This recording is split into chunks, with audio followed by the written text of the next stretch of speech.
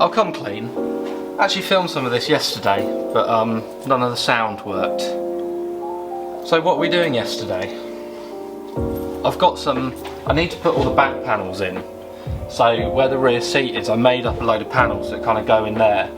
And most of the Group A cars had that welded up with a small panel to get to the battery. But the BR was a bit like this. It was kind of a bit like, let's just try and bolt some panels to the back. When I finish this and take it apart again shortly afterwards, I'll change this. I think I'll have it like they did. I'll have the bars in place and it welded up with a small relief, but we'll just treat this as a dry build for the moment, and then hopefully, I don't know, get someone to paint it properly one day, and I'll change all the things that I know is wrong with it so far, which is this. Well, I guess it's not wrong with it, it's just not blue car, is it? It's all got to be blue car, but not blue. Grey. So what did I do yesterday? Well, I can show you in sight, but not sound. I got the panels ready. I haven't got a lathe, which I need, and I'm really feeling the need now, so I think that's going to happen. I had to make a load of spacers just for behind some of the panels to where they go to the riv nuts, and then put some foam behind so things don't rattle so much. I'll put what I did yesterday here.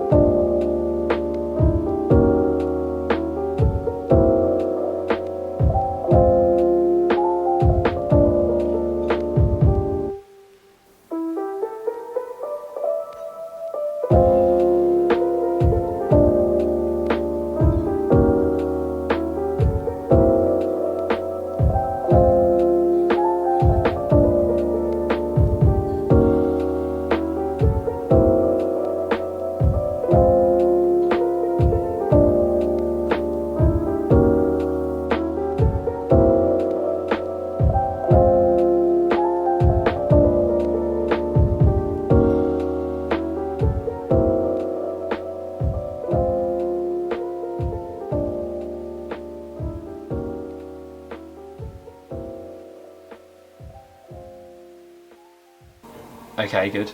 So I found a couple of things. I found I didn't have any bolts that were long enough for where the spacers are used. So I went down XR and got 20 stainless button heads for £2. Lovely stuff. I want to put the trim in afterwards in the back. I need to cut it around and get it in. Some bits snapped on there when I was taking it out. They just do. It's kind of 30 years old. So I found out I was out of epoxy. I used to have epoxy everywhere, but not in this life. So I'll finish off putting the panels in now, start on those, and then I'm gonna, I did say all this before, but you can't hear me. And then I'm gonna introduce the new project. It's not a car, it's a sub-project. But because I haven't done it, and it's quite a big job, I think it will take maybe a few episodes. But the good news is I can do it at home, not here. so it'll be useful for personal reasons. Also, when you saw the brown stuff in between the seams here, it's Dynatol wax, so where I think water's going to come through the seams maybe a little bit, or in or out, or condensation, I've just hosed it with that really kind of thin liquid stuff to get in between it. Because it's so old, in between every single spot welded panel is basically rust, I think we can assume. So we've got to try and maintain one level of rust throughout the next 20 years or so.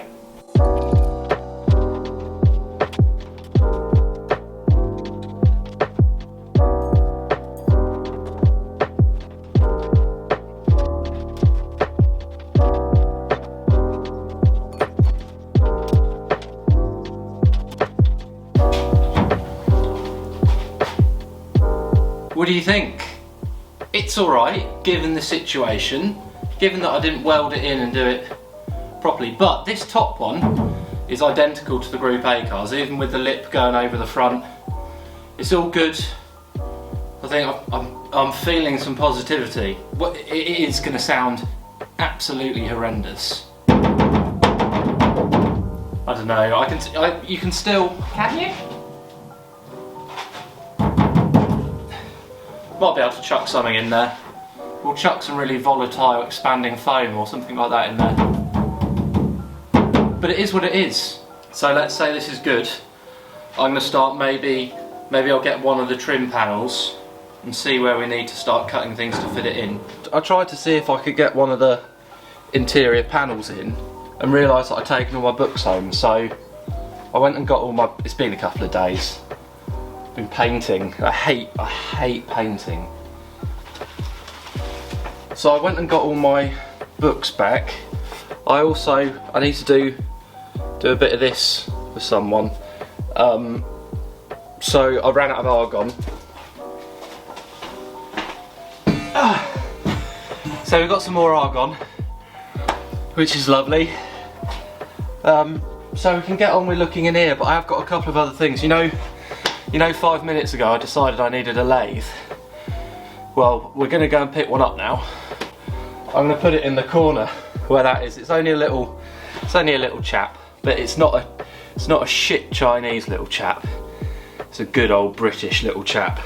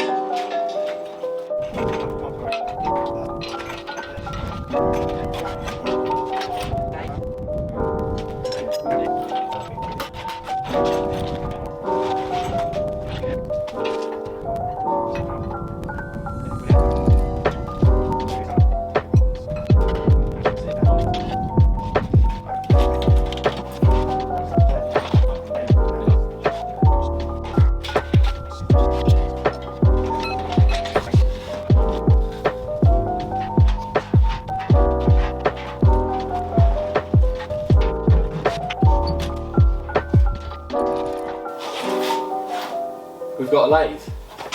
I did have one before. I probably mentioned it 1,000 times. It was a big Colchester Student Mark 1 roundhead. So it was like, you know, to here and 3-phase. So since I've been in this workshop, we couldn't even use it. I sold that ages ago and it's just too big. But we found ourselves, or I found myself, but Shane as well, needing to do just some little bits and bobs. So potentially I'll be able to turn things like ends to suspension arms in here. I'll be able to do things like, you know, the bronze bushes on the throttle pedal, and just bits and bobs that you can't do with any other tool. Even the spacers on the bulkhead I would have been able to do in half the time on here, and the quality would have been 10 times better. It's just a metric Boxford BUD, which means it's got a automatic crossfeed as well as the saddle. So all we need to do is level it up really, do a test piece on it, check it and make sure it's good, and then we can start using it. She's good. She purrs. I'm going to cover it up, figure out the best way. I don't know if anyone will get annoyed if I put a load of levelling compound down on the floor, so that might not be the best idea. I'll come back tomorrow and fit the panels in the back, and then I think we're good. I think we completed one. I've tried to put the back one in a couple of days ago, and there's a lot of tube in the way these days. And as I said, I didn't have the books down, so I've got the books down now. Just got to figure out where to cut it, basically. I think a good first step is to get some masking tape and put it over the top. You can kind of see where things are cut relative to the roll cage. See that? So if I can kind of map that out on the front of there, just commit to it, cut it, and then we'll see if it starts getting close. The only issue is it's 2 degrees in here this morning, so I'm having to warm the masking tape up by the heater. Do you want to see the only heater that I've got in here? Good, huh? Now I've got a Boxford, maybe I should just get into model engineering instead. The chap had a little steam engine in his gaff. It looked lovely. I've got to deal with all this.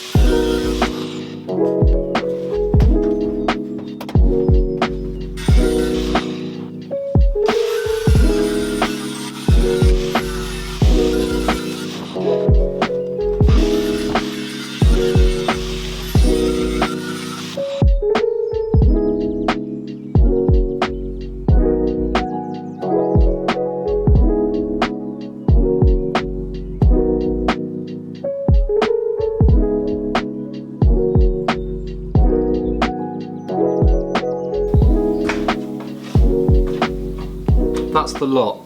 I was going to show you the next kind of project bit, wasn't I, but I haven't brought it down here, and there's no point bringing it down here because it'll only get messy. It's just the rear spats. I borrowed an N1 spat off a friend, and I can't afford to buy proper ones, and the fake ones don't go all the way under like the proper ones do. And I want to do it right. I'm going to try and make a mould of the one that I borrowed, and then find a way of mirroring it, and then I want to make some out of, I don't know, some sort of composite, and then paint it. I don't know, it'll just be a fun little composite task because I haven't really done anything like that before. Nothing of any quality anyway. So we'll see how that one goes.